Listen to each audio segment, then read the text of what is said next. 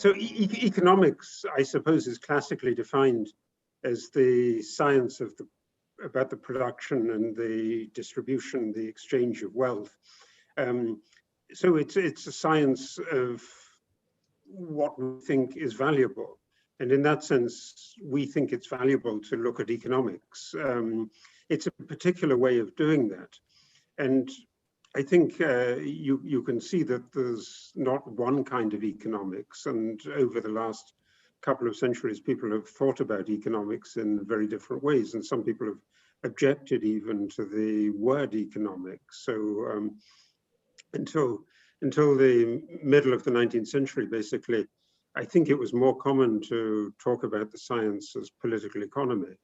And it's really Stanley Jevons, the British marginalist, who tried to substitute economics for political economy because he thought that political economy gave too much of a sense of things being directed by a central authority.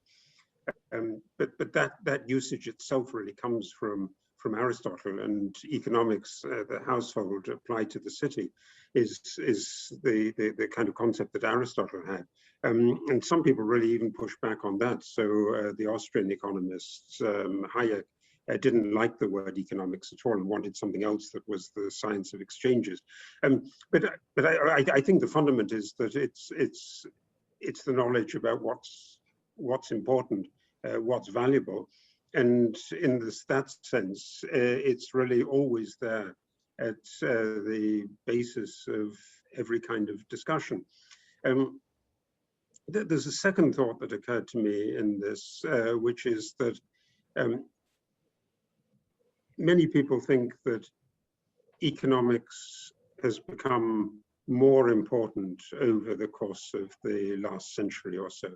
And I think that's basically right. But why it's right is quite interesting. It's because life in the modern era became basically more certain. You didn't need to worry so much about sudden mortality. You could plan for longer.